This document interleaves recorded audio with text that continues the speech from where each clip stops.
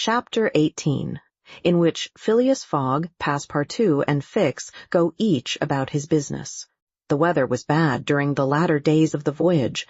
The wind, obstinately remaining in the northwest, blew a gale and retarded the steamer.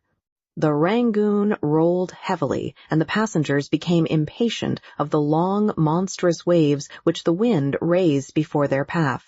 A sort of tempest arose on the 3rd of November, the squall knocking the vessel about with fury and the waves running high.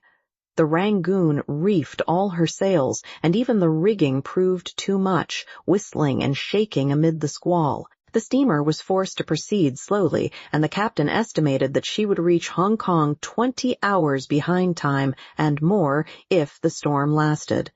Phileas Fogg gazed at the tempestuous sea, which seemed to be struggling especially to delay him with his habitual tranquillity. He never changed countenance for an instant, though a delay of 20 hours, by making him too late for the Yokohama boat, would almost inevitably cause the loss of the wager. But this man of nerve manifested neither impatience nor annoyance. It seemed as if the storm were a part of his program and had been foreseen. Aouda was amazed to find him as calm as he had been from the first time she saw him. Fix did not look at the state of things in the same light. The storm greatly pleased him. His satisfaction would have been complete had the Rangoon been forced to retreat before the violence of wind and waves. Each delay filled him with hope, for it became more and more probable that Fogg would be obliged to remain some days at Hong Kong, and now the heavens themselves became his allies with the gusts and squalls.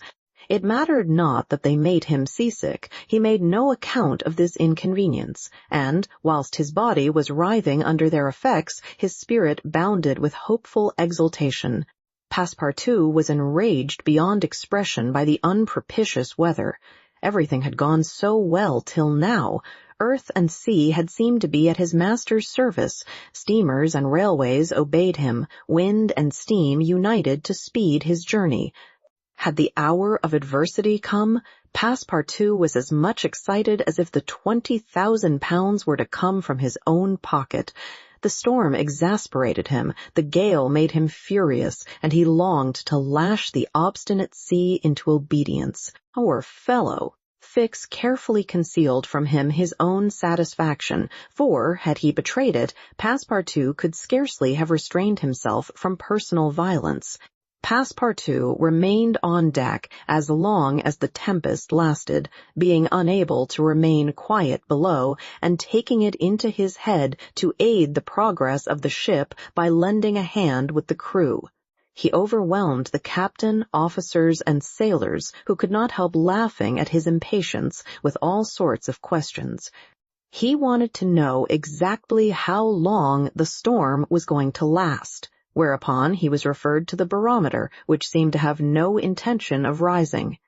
Passepartout shook it, but with no perceptible effect, for neither shaking nor maledictions could prevail upon it to change its mind. On the 4th, however, the sea became more calm, and the storm lessened its violence. The wind veered southward, and was once more favorable. Passepartout cleared up with the weather. Some of the sails were unfurled, and the Rangoon resumed its most rapid speed. The time lost could not, however, be regained. Land was not signaled until 5 o'clock on the morning of the 6th. The steamer was due on the 5th. Phileas Fogg was 24 hours behindhand, and the Yokohama steamer would, of course, be missed. The pilot went on board at 6 and took his place on the bridge to guide the Rangoon through the channels to the port of Hong Kong. Passepartout longed to ask him if the steamer had left for Yokohama, but he dared not, for he wished to preserve the spark of hope which still remained till the last moment. He had confided his anxiety to Fix, who, the sly rascal, tried to console him by saying that Mr. Fogg would be in time if he took the next boat, but this only put Passepartout in a passion. Mr. Fogg, bolder than his servant, did not hesitate to approach the pilot and tranquilly ask him if he knew when a steamer would leave Hong Kong for Yokohama. "At high tide tomorrow morning," answered the pilot. "Ah," said Mr. Fogg, without betraying any astonishment. Passepartout, who heard what passed, would willingly have embraced the pilot, while Fix would have been glad to twist his neck. "What is the steamer's name?" asked Mr. Fogg. "The Carnatic. Ought she not to have gone yesterday?" "Yes, sir, but they had to repair one of her boilers, and so her departure was postponed till tomorrow." "Thank you," returned Mr. Fogg, descending mathematically to the saloon. Passepartout clasped the pilot's hand and shook it heartily in his delight, exclaiming, "Pilot, you are the best of good fellows." The pilot probably does not know to this day why his responses won him this enthusiastic greeting.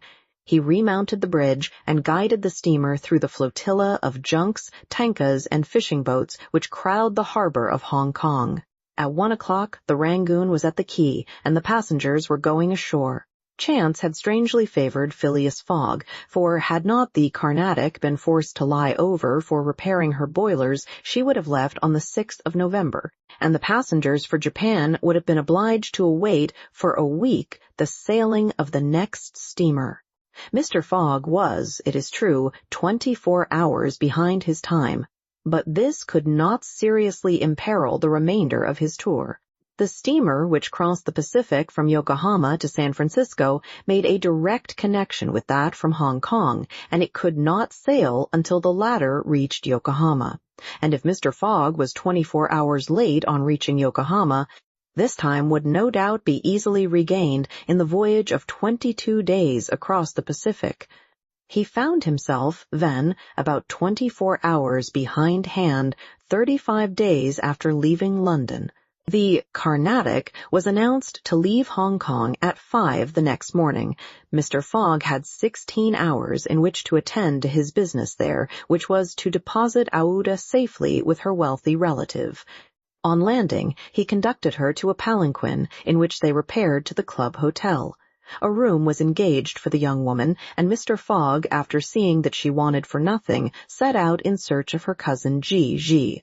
He instructed Passepartout to remain at the hotel until his return, that Aouda might not be left entirely alone. Mr. Fogg repaired to the Exchange, where, he did not doubt, everyone would know so wealthy and considerable a personage as the Parsi merchant. Meeting a broker, he made the inquiry to learn that G. had left China 2 years before and, retiring from business with an immense fortune, had taken up his residence in Europe. In Holland, the broker thought, with the merchants of which country he had principally traded. Phileas Fogg returned to the hotel, begged a moment's conversation with Aouda, and, without more ado, apprised her that G. was no longer at Hong Kong, but probably in Holland. Aouda at first said nothing. She passed her hand across her forehead and reflected a few moments. Then, in her sweet, soft voice, she said, "What ought I to do, Mr. Fogg?" "It is very simple," responded the gentleman. "Go on to Europe." "But I cannot intrude."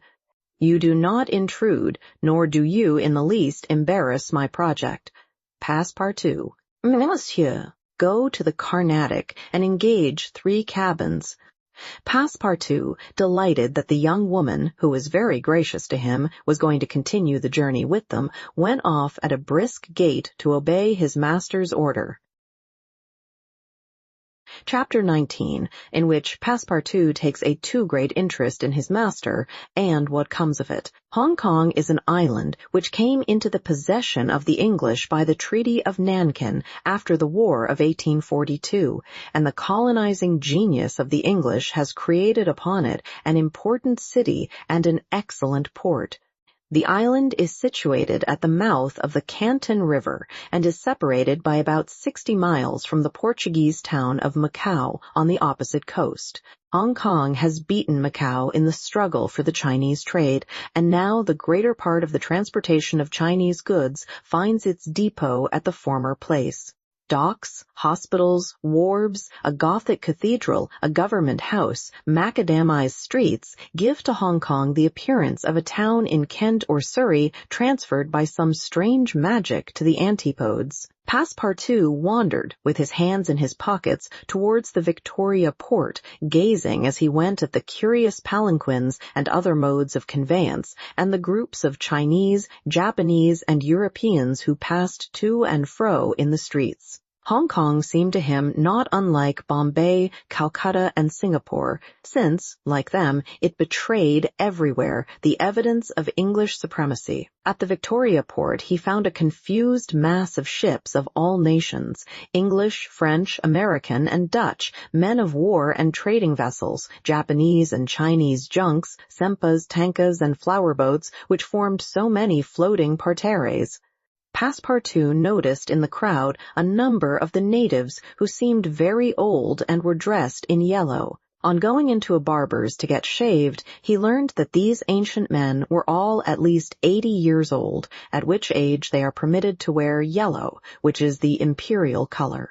Passepartout, without exactly knowing why, thought this very funny. On reaching the quay where they were to embark on the Carnatic, he was not astonished to find Fix walking up and down. The detective seemed very much disturbed and disappointed. "This is bad," muttered Passepartout, "for the gentlemen of the Reform Club." He accosted Fix with a merry smile, as if he had not perceived that gentleman's chagrin.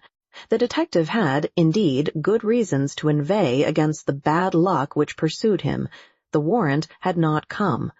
It was certainly on the way, but as certainly it could not now reach Hong Kong for several days, and, this being the last English territory on Mr. Fogg's route, the robber would escape, unless he could manage to detain him.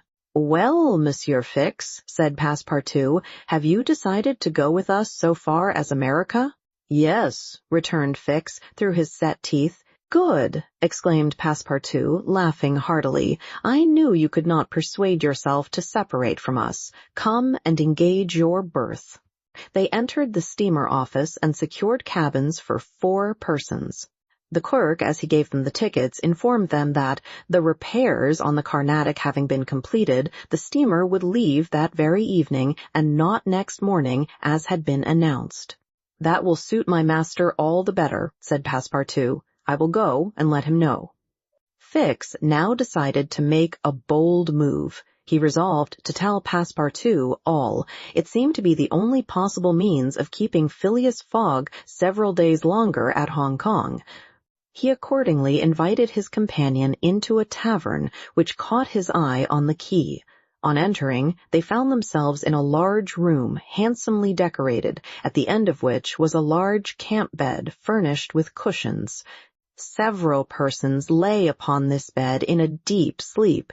At the small tables which were arranged about the room, some 30 customers were drinking English beer, porter, gin, and brandy, smoking, the while, long red clay pipes stuffed with little balls of opium mingled with essence of rose. From time to time one of the smokers, overcome with the narcotic, would slip under the table, whereupon the waiters, taking him by the head and feet, carried and laid him upon the bed. The bed already supported 20 of these stupefied sots. Fix and Passepartout saw that they were in a smoking house haunted by those wretched, cadaverous, idiotic creatures to whom the English merchants sell every year the miserable drug called opium, to the amount of £1,400,000, thousands devoted to one of the most despicable vices which afflict humanity. The Chinese government has in vain attempted to deal with the evil by stringent laws. It passed gradually from the rich, to whom it was at first exclusively reserved, to the lower classes, and then its ravages could not be arrested. Opium is smoked everywhere, at all times, by men and women, in the Celestial Empire. And, once accustomed to it, the victims cannot dispense with it, except by suffering horrible bodily contortions and agonies. A great smoker can smoke as many as 8 pipes a day, but he dies in 5 years. It was in one of these dens that Fix and Passepartout, in search of a friendly glass, found themselves. Passepartout had no money, but willingly accepted Fix's invitation in the hope of returning the obligation at some future time. They ordered 2 bottles of port, to which the Frenchman did ample justice, whilst Fix observed him with close attention. They chatted about the journey, and Passepartout was especially merry at the idea that Fix was going to continue it with them. When the bottles were empty, however, he rose to go and tell his master of the change in the time of the sailing of the Carnatic. Fix caught him by the arm and said, "Wait a moment." "What for, Mr. Fix?" "I want to have a serious talk with you." "A serious talk?" cried Passepartout, drinking up the little wine that was left in the bottom of his glass. "Well, we'll talk about it tomorrow. I haven't time now." "Stay. What I have to say concerns your master." Passepartout, at this, looked attentively at his companion. Fix's face seemed to have a singular expression. He resumed his seat. "What is it that you have to say?" Fix placed his hand upon Passepartout's arm and, lowering his voice, said, "You have guessed who I am?" "Parbleu," said Passepartout, smiling. "Then I'm going to tell you everything." "Now that I know everything, my friend—" "Ah, that's very good, but go on, go on.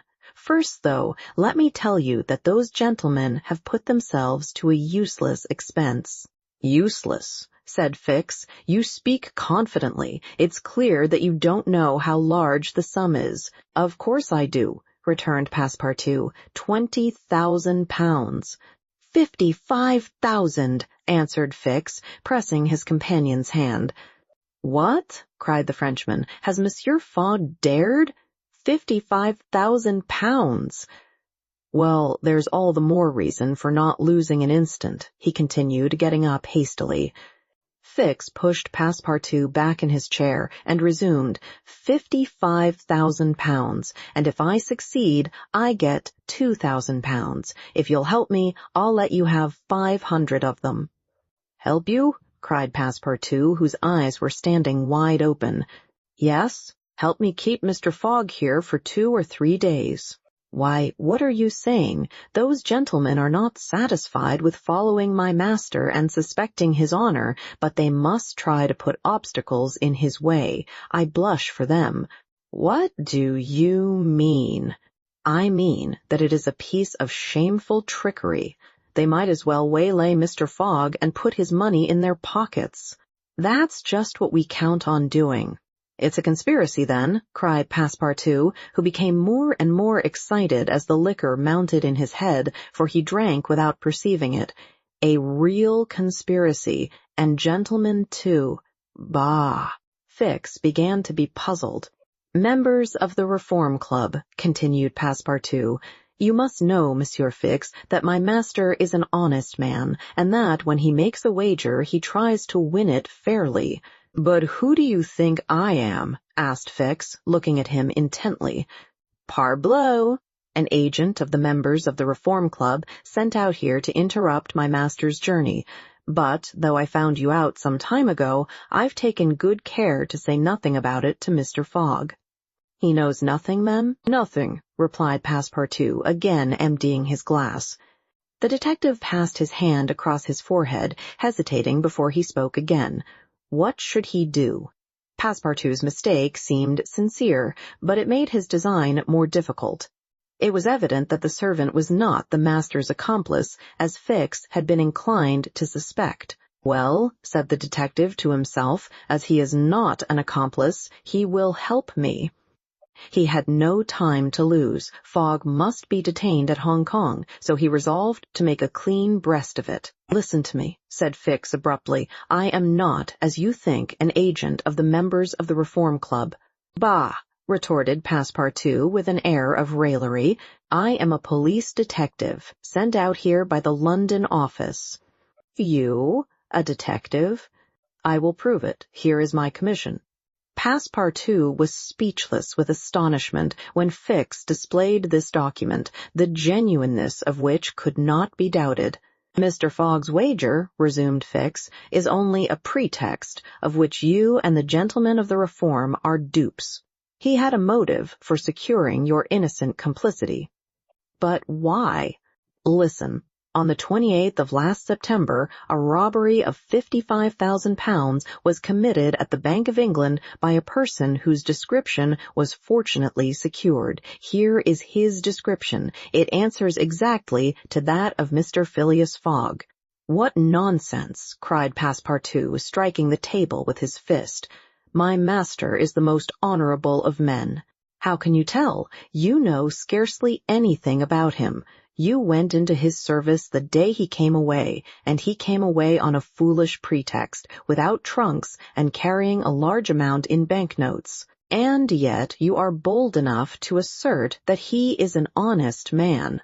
"Yes, yes," repeated the poor fellow mechanically. "Would you like to be arrested as his accomplice?" Passepartout, overcome by what he had heard, held his head between his hands and did not dare to look at the detective. Phileas Fogg, the savior of Aouda, that brave and generous man, a robber. And yet how many presumptions there were against him! Passepartout essayed to reject the suspicions which forced themselves upon his mind. He did not wish to believe that his master was guilty. "Well, what do you want of me?" said he at last with an effort. "See here," replied Fix, "I have tracked Mr. Fogg to this place, but as yet I have failed to receive the warrant of arrest for which I sent to London. You must help me to keep him here in Hong Kong." "I will share with you the £2,000 reward offered by the Bank of England." "Never," replied Passepartout, who tried to rise, but fell back, exhausted in mind and body. "Mr. Fix," he stammered, "even should what you say be true, if my master is really the robber you are seeking for, which I deny, I have been, am, in his service. I have seen his generosity and goodness, and I will never betray him. Not for all the gold in the world. I come from a village where they don't eat that kind of bread." "You refuse?" "I refuse." "Consider that I've said nothing," said Fix, "and let us drink." "Yes, let us drink." Passepartout felt himself yielding more and more to the effects of the liquor. Fix, seeing that he must, at all hazards, be separated from his master, wished to entirely overcome him. Some pipes full of opium lay upon the table. Fix slipped one into Passepartout's hand. He took it, put it between his lips, lit it, drew several puffs, and his head, becoming heavy under the influence of the narcotic, fell upon the table. "At last," said Fix, seeing Passepartout unconscious, "Mr. Fogg will not be informed of the Carnatic's departure, and if he is, he will have to go without this cursed Frenchman." And, after paying his bill, Fix left the tavern. Chapter 20. In which Fix comes face to face with Phileas Fogg. While these events were passing at the opium house, Mr. Fogg, unconscious of the danger he was in of losing the steamer, was quietly escorting Aouda about the streets of the English quarter, making the necessary purchases for the long voyage before them. It was all very well for an Englishman like Mr. Fogg to make the tour of the world with a carpet-bag. A lady could not be expected to travel comfortably under such conditions. He acquitted his task with characteristic serenity, and invariably replied to the remonstrances of his fair companion, who was confused by his patience and generosity. "It is in the interest of my journey, a part of my program." The purchases made, they returned to the hotel, where they dined at a sumptuously served table d'hôte. After which, Aouda, shaking hands with her protector after the English fashion, retired to her room for rest. Mr. Fogg absorbed himself throughout the evening in the perusal of the Times and Illustrated London News. Had he been capable of being astonished at anything, it would have been not to see his servant return at bedtime. But, knowing that the steamer was not to leave for Yokohama until the next morning, he did not disturb himself about the matter. When Passepartout did not appear the next morning to answer his master's bell, Mr. Fogg, not betraying the least vexation, contented himself with taking his carpet-bag, calling Aouda, and sending for a palanquin. It was then 8 o'clock. At 9:30, it being then high tide, the Carnatic would leave the harbor. Mr. Fogg and Aouda got into the palanquin, their luggage being brought after on a wheelbarrow, and half an hour later stepped upon the quay whence they were to embark. Mr. Fogg then learned that the Carnatic had sailed the evening before. He had expected to find not only the steamer, but his domestic, and was forced to give up both. But no sign of disappointment appeared on his face, and he merely remarked to Aouda, "It is an accident, madam, nothing more." At this moment a man who had been observing him attentively approached. It was Fix, who, bowing, addressed Mr. Fogg. "Were you not, like me, sir, a passenger by the Rangoon, which arrived yesterday?" "I was, sir," replied Mr. Fogg coldly, "but I have not the honor." "Pardon me, I thought I should find your servant here." "Do you know where he is, sir?" asked Aouda anxiously. "What?" responded Fix, feigning surprise. "Is he not with you?" "No," said Aouda, "he has not made his appearance since yesterday. Could he have gone on board the Carnatics without us?" "Without you, madam?" answered the detective. "Excuse me, did you intend to sail in the Carnatic?" "Yes, sir." "So did I, madam, and I am excessively disappointed. The Carnatic, its repairs being completed, left Hong Kong 12 hours before the stated time, without any notice being given, and we must now wait a week for another steamer." As he said, "a week," Fix felt his heart leap for joy. Fogg detained at Hong Kong for a week. There would be time for the warrant to arrive, and fortune at last favored the representative of the law. His horror may be imagined when he heard Mr. Fogg say in his placid voice, "But there are other vessels besides the Carnatic, it seems to me, in the harbor of Hong Kong." And, offering his arm to Aouda, he directed his steps toward the docks in search of some craft about to start. Fix, stupefied, followed. It seemed as if he were attached to Mr. Fogg by an invisible thread. Chance, however, appeared really to have abandoned the man it had hitherto served so well. For 3 hours, Phileas Fogg wandered about the docks, with the determination, if necessary, to charter a vessel to carry him to Yokohama. But he could only find vessels which were loading or unloading, and which could not therefore set sail. Fix began to hope again. But Mr. Fogg, far from being discouraged, was continuing his search, resolved not to stop if he had to resort to Macao, when he was accosted by a sailor on one of the wharves. "Is your honor looking for a boat? Have you a boat ready to sail?" "Yes, your honor, a pilot boat." "No, 43, the best in the harbor." "Does she go fast?" "Between 8 and 9 knots the hour." "Will you look at her?" "Yes."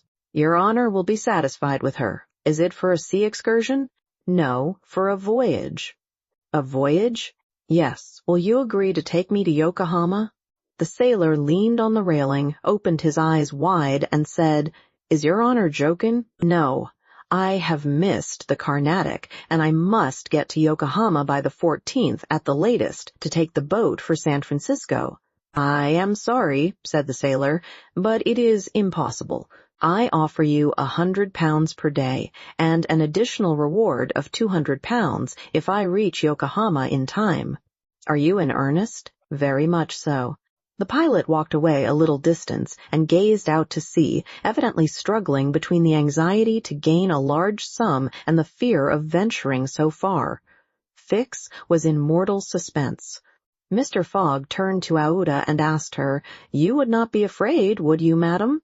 "Not with you, Mr. Fogg," was her answer. The pilot now returned, shuffling his hat in his hands. "Well, pilot," said Mr. Fogg. "Well, your honor," replied he, "I could not risk myself, my men, or my little boat of scarcely 20 tons on so long a voyage at this time of year. Besides, we could not reach Yokohama in time, for it is 1,660 miles from Hong Kong." "Only 1,600, said Mr. Fogg. "It's the same thing." Fix breathed more freely. "But," added the pilot, "it might be arranged another way."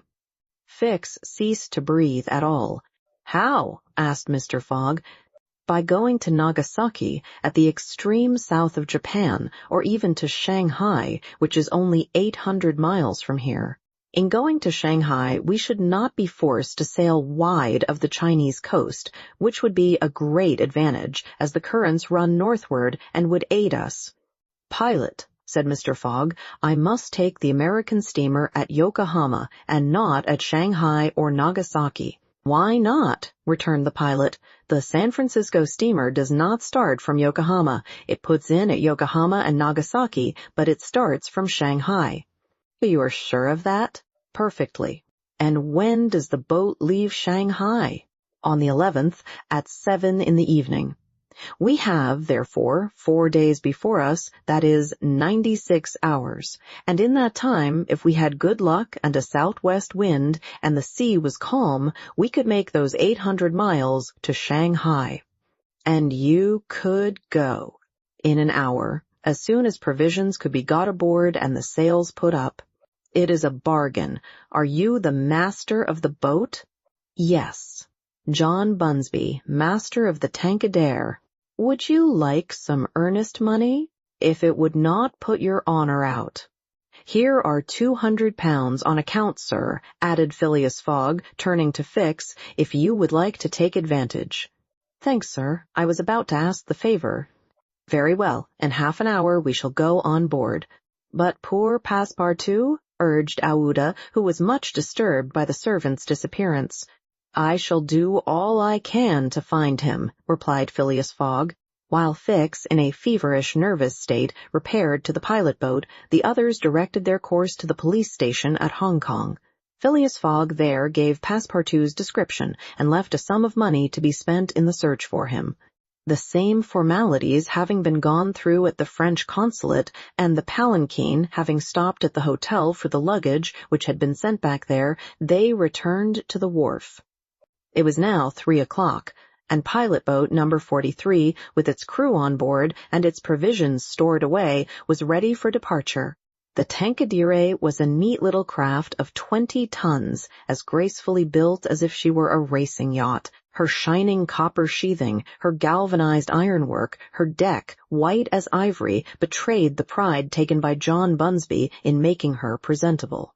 Her 2 masts leaned a trifle backward. She carried brigantine, foresail, storm jib, and standing jib, and was well rigged for running before the wind, and she seemed capable of brisk speed, which, indeed, she had already proved by gaining several prizes in pilot-boat races. The crew of the Tankadere was composed of John Bunsby, the master, and 4 hardy mariners who were familiar with the Chinese seas. John Bunsby himself, a man of 45 or thereabouts, vigorous, sunburnt, with a sprightly expression of the eye, and energetic and self-reliant countenance, would have inspired confidence in the most timid. Phileas Fogg and Aouda went on board, where they found Fix already installed. Below deck was a square cabin, of which the walls bulged out in the form of cots, above a circular divan. In the center was a table provided with a swinging lamp. The accommodation was confined but neat. I am sorry to have nothing better to offer you, said Mr. Fogg to Fix, who bowed without responding. The detective had a feeling akin to humiliation in profiting by the kindness of Mr. Fogg. It's certain, thought he, though rascal as he is a polite one. The sails and the English flag were hoisted at 10 minutes past 3. Mr. Fogg and Aouda, who were seated on deck, cast a last glance at the quay in the hope of espying Passepartout. Fix was not without his fears, lest chance should direct the steps of the unfortunate servant whom he had so badly treated in this direction, in which case an explanation the reverse of satisfactory to the detective must have ensued. But the Frenchman did not appear, and, without doubt, was still lying under the stupefying influence of the opium. John Bunsby, master, at length, gave the order to start, and the Tankadere, taking the wind under her brigantine, foresail, and standing jib, bounded briskly forward over the waves. Chapter 21, in which the master of the Tankadere runs great risk of losing a reward of 200 pounds. This voyage of 800 miles was a perilous venture on a craft of 20 tons, and at that season of the year. The Chinese seas are usually boisterous, subject to terrible gales of wind, and especially during the equinoxes, and it was now early November. It would clearly have been to the master's advantage to carry his passengers to Yokohama, since he was paid a certain sum per day. But he would have been rash to attempt such a voyage, and it was imprudent even to attempt to reach Shanghai. But John Bunsby believed in the Tankadere, which rode on the waves like a seagull, and perhaps he was not wrong. Late in the day they passed through the capricious channels of Hong Kong, and the Tankadere, impelled by favorable winds, conducted herself admirably. "I do not need, pilot," said Phileas Fogg when they got into the open sea, "to advise you to use all possible speed. Trust me, Your Honor, we are carrying all the sail the wind will let us. The poles would add nothing, and are only used when we are going into port. It's your trade, not mine, pilot, and I confide in you." Phileas Fogg, with body erect and legs wide apart, standing like a sailor, gazed without staggering at the swelling waters. The young woman who was seated aft was profoundly affected as she looked out upon the ocean, darkening now with the twilight on which she had ventured in so frail a vessel. Above her head rustled the white sails, which seemed like great white wings. The boat, carried forward by the wind, seemed to be flying in the air. Night came. The moon was entering her first quarter, and her insufficient light would soon die out in the mist on the horizon. Clouds were rising from the east, and already overcast a part of the heavens. The pilot had hung out his lights, which was very necessary in these seas, crowded with vessels bound landward. For collisions are not uncommon occurrences, and, at the speed she was going, the least shock would shatter the gallant little craft. Fix, seated in the bow, gave himself up to meditation. He kept apart from his fellow travelers, knowing Mr. Fogg's taciturn tastes. Besides, he did not quite like to talk to the man whose favors he had accepted. He was thinking, too, of the future. It seemed certain that Fogg would not stop at Yokohama, but would at once take the boat for San Francisco, and the vast extent of America would ensure him impunity and safety. Fogg's plan appeared to him the simplest in the world. Instead of sailing directly from England to the United States, like a common villain, he had traversed 3/4 of the globe so as to gain the American continent more surely, and there, after throwing the police off his track, he would quietly enjoy himself with the fortune stolen from the bank. But, once in the United States, what should he, Fix, do? Should he abandon this man? No, 100 times no. Until he had secured his extradition, he would not lose sight of him for an hour. It was his duty, and he would fulfill it to the end. At all events, there was one thing to be thankful for. Passepartout was not with his master, and it was above all important, after the confidences Fix had imparted to him, that the servant should never have speech with his master. Phileas Fogg was also thinking of Passepartout, who had so strangely disappeared. Looking at the matter from every point of view, it did not seem to him impossible that, by some mistake, the man might have embarked on the Carnatic at the last moment, and this was also Aouda's opinion, who regretted very much the loss of the worthy fellow to whom she owed so much. They might then find him at Yokohama, for, if the Carnatic was carrying him thither, it would be easy to ascertain if he had been on board. A brisk breeze arose about 10 o'clock. But, though it might have been prudent to take in a reef, the pilot, after carefully examining the heavens, let the craft remain rigged as before. The Tankadere bore sail admirably, as she drew a great deal of water, and everything was prepared for high speed in case of a gale. Mr. Fogg and Aouda descended into the cabin at midnight, having been already preceded by Fix, who had lain down on one of the cots. The pilot and crew remained on deck all night. At sunrise the next day, which was 8th November, the boat had made more than 100 miles. The log indicated a mean speed of between 8 and 9 miles. The Tankadere still carried all sail and was accomplishing her greatest capacity of speed. If the wind held as it was, the chances would be in her favor. During the day she kept along the coast, where the currents were favorable. The coast, irregular in profile and visible sometimes across the clearings, was at most 5 miles distant. The sea was less boisterous, since the wind came off land. A fortunate circumstance for the boat, which would suffer, owing to its small tonnage, by a heavy surge on the sea. The breeze subsided a little towards noon and set in from the southwest. The pilot put up his poles, but took them down again within 2 hours, as the wind freshened up anew. Mr. Fogg and Aouda, happily unaffected by the roughness of the sea, ate with a good appetite, Fix being invited to share their repast, which he accepted with secret chagrin. To travel at this man's expense and live upon his provisions was not palatable to him. Still, he was obliged to eat, and so he ate. When the meal was over, he took Mr. Fogg apart and said, "Sir?" This "sir" scorched his lips, and he had to control himself to avoid collaring this gentleman. "Sir, you have been very kind to give me a passage on this boat, but, though my means will not admit of my expending them as freely as you, I must ask to pay my share." "Let us not speak of that, sir," replied Mr. Fogg.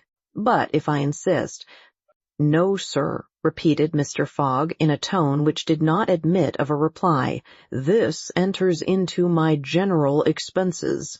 Fix, as he bowed, had a stifled feeling, and, going forward, where he ensconced himself, did not open his mouth for the rest of the day.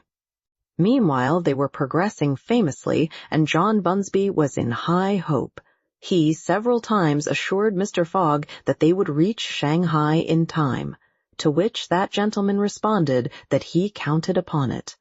The crew set to work in good earnest, inspired by the reward to be gained. There was not a sheet which was not tightened, not a sail which was not vigorously hoisted, not a lurch could be charged to the man at the helm. They worked as desperately as if they were contesting in a royal yacht regatta. By evening, the log showed that 220 miles had been accomplished from Hong Kong, and Mr. Fogg might hope that he would be able to reach Yokohama without recording any delay in his journal, in which case the many misadventures which had overtaken him since he left London would not seriously affect his journey. The Tankadere entered the straits of Fo Kien, which separate the island of Formosa from the Chinese coast, in the small hours of the night, and crossed the Tropic of Cancer. The sea was very rough in the straits, full of eddies formed by the counter-currents, and the chopping waves broke her course, whilst it became very difficult to stand on deck. At daybreak the wind began to blow hard again, and the heavens seemed to predict a gale. The barometer announced a speedy change, the mercury rising and falling capriciously. The sea also, in the southeast, raised long surges which indicated a tempest. The sun had set the evening before in a red mist, in the midst of the phosphorescent scintillations of the ocean. John Bunsby long examined the threatening aspect of the heavens, muttering indistinctly between his teeth. At last he said in a low voice to Mr. Fogg, "Shall I speak out to your honor?" "Of course." "Well, we are going to have a squall." "Is the wind north or south?" asked Mr. Fogg quietly. "South. Look, a typhoon is coming up." "Glad it's a typhoon from the south, for it will carry us forward." "Oh, if you take it that way," said John Bunsby, "I've nothing more to say." John Bunsby's suspicions were confirmed. At a less advanced season of the year, the typhoon, according to a famous meteorologist, would have passed away like a luminous cascade of electric flame, but in the winter equinox it was to be feared that it would burst upon them with great violence. The pilot took his precautions in advance. He reefed all sail, the pole-masts were dispensed with, all hands went forward to the bows. A single triangular sail of strong canvas was hoisted as a storm-jib so as to hold the wind from behind. Then they waited. John Bunsby had requested his passengers to go below, but this imprisonment in so narrow a space, with little air and the boat bouncing in the gale, was far from pleasant. Neither Mr. Fogg, Fix, nor Aouda consented to leave the deck. The storm of rain and wind descended upon them towards 8 o'clock. With but its bit of sail, the Tankadere was lifted like a feather by a wind, an idea of whose violence can scarcely be given.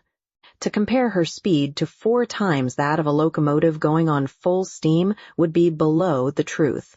The boat scudded thus northward during the whole day, borne on by monstrous waves, preserving always, fortunately, a speed equal to theirs. 20 times she seemed almost to be submerged by these mountains of water which rose behind her, but the adroit management of the pilot saved her. The passengers were often bathed in spray, but they submitted to it philosophically. Fix cursed it, no doubt, but Aouda, with her eyes fastened upon her protector, whose coolness amazed her, showed herself worthy of him, and bravely weathered the storm. As for Phileas Fogg, it seemed just as if the typhoon were a part of his program. Up to this time, the Tankadere had always held her course to the north, but towards evening, the wind, veering 3/4, bore down from the northwest. The boat, now lying in the trough of the waves, shook and rolled terribly. The sea struck her with fearful violence. At night, the tempest increased in violence. John Bunsby saw the approach of darkness and the rising of the storm with dark misgivings. He thought a while, and then asked his crew if it was not time to slacken speed. After a consultation, he approached Mr. Fogg and said, "I think, Your Honor, that we should do well to make for one of the ports on the coast." "I think so, too." "Ah," said the pilot, "but which one?" "I know of but one," returned Mr. Fogg tranquilly, "and that is Shanghai." The pilot, at first, did not seem to comprehend. He could scarcely realize so much determination and tenacity. Then he cried, "Well, yes, Your Honor is right, to Shanghai." So the Tankadere kept steadily on her northward track. The night was really terrible. It would be a miracle if the craft did not founder. Twice it could have been all over with her if the crew had not been constantly on the watch. Aouda was exhausted, but did not utter a complaint. More than once Mr. Fogg rushed to protect her from the violence of the waves.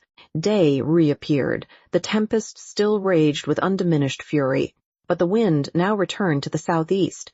It was a favorable change, and the Tankadere again bounded forward on this mountainous sea, though the waves crossed each other and imparted shocks and counter-shocks which would have crushed a craft less solidly built. From time to time the coast was visible through the broken mist, but no vessel was in sight. The Tankadere was alone upon the sea. There were some signs of a calm at noon, and these became more distinct as the sun descended toward the horizon. The tempest had been as brief as terrific. The passengers, thoroughly exhausted, could now eat a little and take some repose. The night was comparatively quiet. Some of the sails were again hoisted, and the speed of the boat was very good. The next morning at dawn they espied the coast, and John Bunsby was able to assert that they were not 100 miles from Shanghai. 100 miles, and only 1 day to traverse them. That very evening, Mr. Fogg was due at Shanghai if he did not wish to miss the steamer to Yokohama.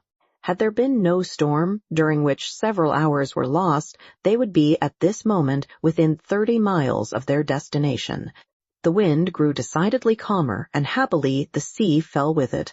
All sails were now hoisted, and at noon the Tankadere was within 45 miles of Shanghai. There remained yet 6 hours in which to accomplish that distance. All on board feared that it could not be done, and everyone, Phileas Fogg, no doubt, excepted, felt his heart beat with impatience. The boat must keep up an average of 9 miles an hour, and the wind was becoming calmer every moment. It was a capricious breeze coming from the coast, and after it passed, the sea became smooth. Still, the Tankadere was so light, and her fine sails caught the fickle zephyrs so well, that, with the aid of the currents, John Bunsby found himself at 6 o'clock, not more than 10 miles from the mouth of Shanghai River. Shanghai itself is situated at least 12 miles up the stream. At 7, they were still 3 miles from Shanghai. The pilot swore an angry oath. The reward of £200 was evidently on the point of escaping him. He looked at Mr. Fogg.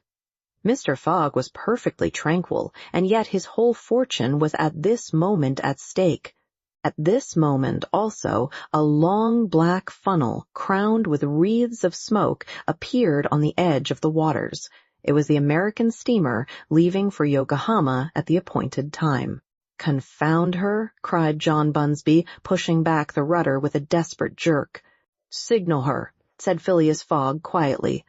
A small brass cannon stood on the forward deck of the Tankadere for making signals in the fogs. It was loaded to the muzzle, but just as the pilot was about to apply a red-hot coal to the touch-hole, Mr. Fogg said, "Hoist your flag." The flag was run up at half-mast, and, this being the signal of distress, it was hoped that the American steamer, perceiving it, would change her course a little so as to succor the pilot-boat. "Fire!" said Mr. Fogg, and the booming of the little cannon resounded in the air. Chapter 22, in which Passepartout finds out that, even at the Antipodes, it is convenient to have some money in one's pocket. The Carnatic, setting sail from Hong Kong at 6:30 on the 7th of November, directed her course at full steam towards Japan. She carried a large cargo and a well-filled cabin of passengers. 2 staterooms in the rear were, however, unoccupied, those which had been engaged by Phileas Fogg. The next day, a passenger with a half-stupefied eye, staggering gait, and disordered hair was seen to emerge from the second cabin and to totter to a seat on deck. It was Passepartout, and what had happened to him was as follows. Shortly after Fix left the opium den, 2 waiters had lifted the unconscious Passepartout and had carried him to the bed reserved for the smokers. 3 hours later, pursued even in his dreams by a fixed idea, the poor fellow awoke and struggled against the stupefying influence of the narcotic. The thought of a duty unfulfilled shook off his torpor, and he hurried from the abode of drunkenness. Staggering and holding himself up by keeping against the walls, falling down and creeping up again, and irresistibly impelled by a kind of instinct, he kept crying out, "The Carnatic! The Carnatic!" The steamer lay puffing alongside the quay, on the point of starting. Passepartout had but few steps to go, and, rushing upon the plank, he crossed it and fell unconscious on the deck, just as the Carnatic was moving off. Several sailors, who were evidently accustomed to this sort of scene, carried the poor Frenchman down into the second cabin, and Passepartout did not wake until they were 150 miles away from China. Thus he found himself the next morning on the deck of the Carnatic, and eagerly inhaling the exhilarating sea breeze. The pure air sobered him. He began to collect his sense, which he found a difficult task. But at last he recalled the events of the evening before, Fix's revelation, and the opium house. "It is evident," said he to himself, "that I have been abominably drunk. What will Mr. Fogg say? At least I have not missed the steamer, which is the most important thing." Then, as Fix occurred to him, "As for that rascal, I hope we are well rid of him, and that he has not dared, as he proposed, to follow us on board the Carnatic." A detective on the track of Mr. Fogg accused of robbing the Bank of England. Pshaw! Mr. Fogg is no more a robber than I am a murderer. Should he divulge Fix's real errand to his master? Would it do to tell the part the detective was playing? Would it not be better to wait until Mr. Fogg reached London again, and then impart to him that an agent of the Metropolitan Police had been following him round the world, and have a good laugh over it? No doubt. At least, it was worth considering. The first thing to do was to find Mr. Fogg and apologize for his singular behavior. Passepartout got up and proceeded, as well as he could with the rolling of the steamer, to the afterdeck. He saw no one who resembled either his master or Aouda. "Good," muttered he. "Aouda has not got up yet, and Mr. Fogg has probably found some partners at whist." He descended to the saloon. Mr. Fogg was not there. Passepartout had only, however, to ask the purser the number of his master's stateroom. The purser replied that he did not know any passenger by the name of Fogg. "I beg your pardon," said Passepartout persistently. "He is a tall gentleman, quiet, and not very talkative, and has with him a young lady." "There is no young lady on board," interrupted the purser. "Here is a list of the passengers. You may see for yourself." Passepartout scanned the list, but his master's name was not upon it. All at once an idea struck him. "Ah, am I on the Carnatic? Yes. On the way to Yokohama? Certainly." Passepartout had for an instant feared that he was on the wrong boat, but though he was really on the Carnatic, his master was not there. He fell thunderstruck on a seat. He saw it all now. He remembered that the time of sailing had been changed, that he should have informed his master of that fact, and that he had not done so. It was his fault, then, that Mr. Fogg and Aouda had missed the steamer. Yes, but it was still more the fault of the traitor who, in order to separate him from his master and detain the latter at Hong Kong, had inveigled him into getting drunk. He now saw the detective's trick. And at this moment, Mr. Fogg was certainly ruined, his bet was lost, and he himself perhaps arrested and imprisoned. At this thought, Passepartout tore his hair. Ah, if Fix ever came within his reach, what a settling of accounts there would be.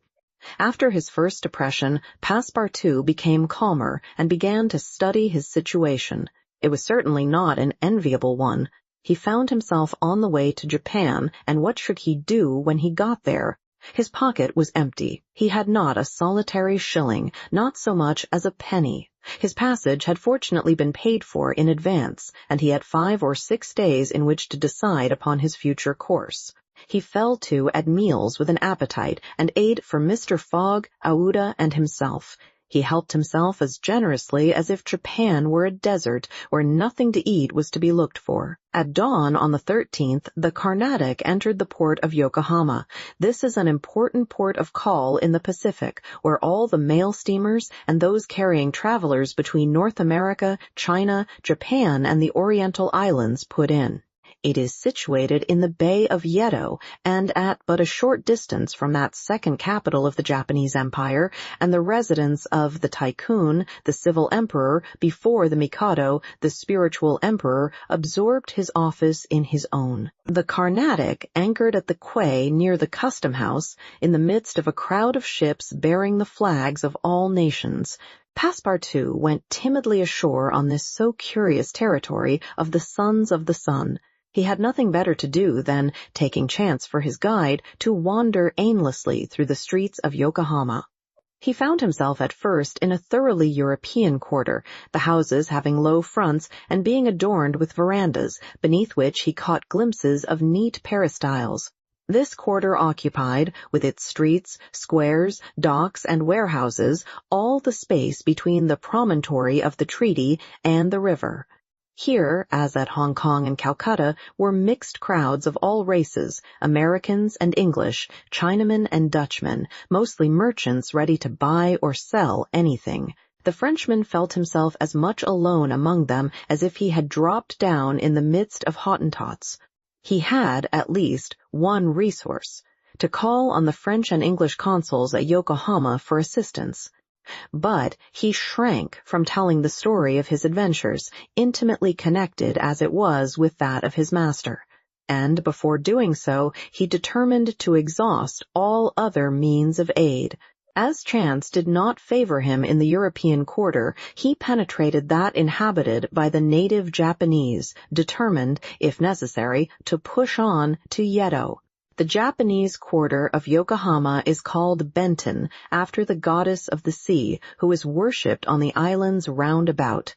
There Passepartout beheld beautiful fir and cedar groves, sacred gates of a singular architecture, bridges half hid in the midst of bamboos and reeds, temples shaded by immense cedar trees, holy retreats, where were sheltered Buddhist priests and sectaries of Confucius, and interminable streets where a perfect harvest of rose-tinted and red-cheeked children who looked as if they had been cut out of Japanese screens, and who were playing in the midst of short-legged poodles and yellowish cats, might have been gathered. The streets were crowded with people.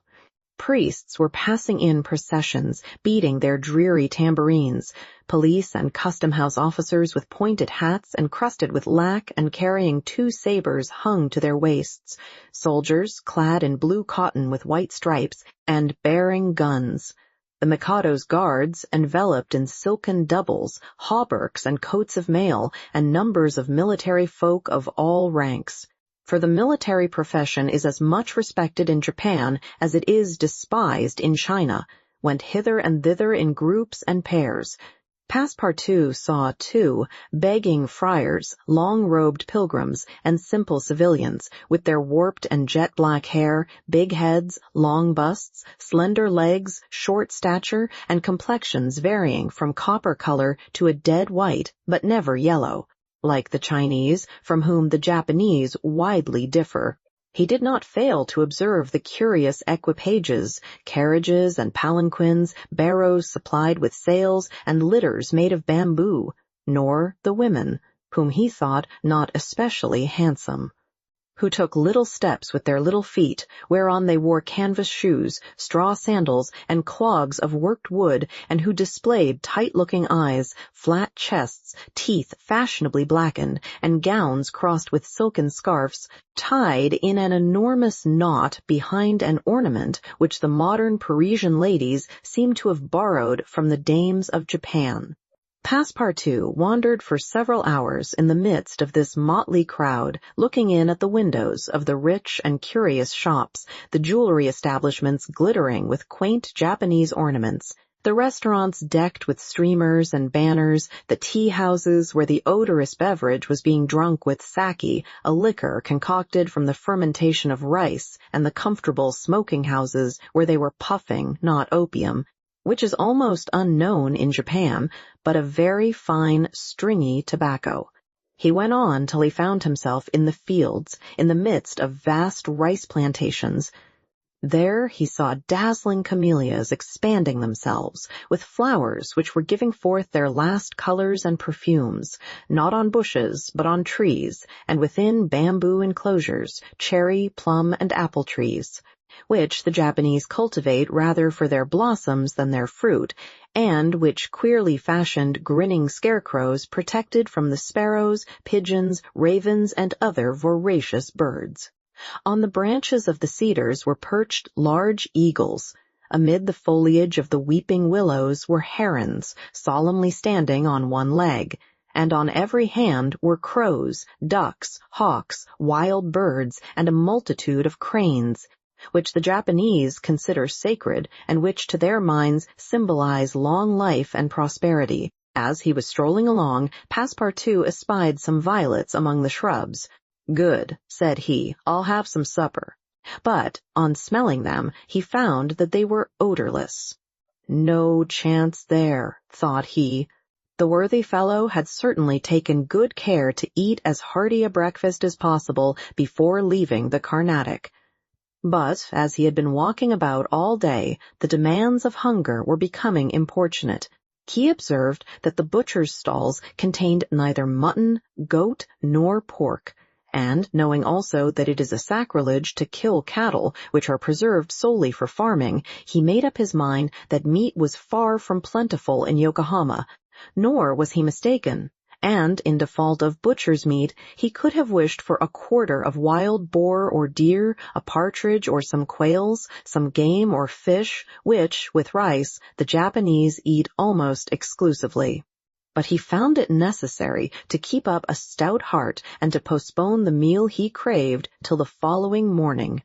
Night came, and Passepartout re-entered the native quarter, where he wandered through the streets, lit by vari-colored lanterns, looking on at the dancers, who were executing skillful steps and boundings, and the astrologers who stood in the open air with their telescopes. Then he came to the harbor, which was lit up by the resin torches of the fishermen who were fishing from their boats.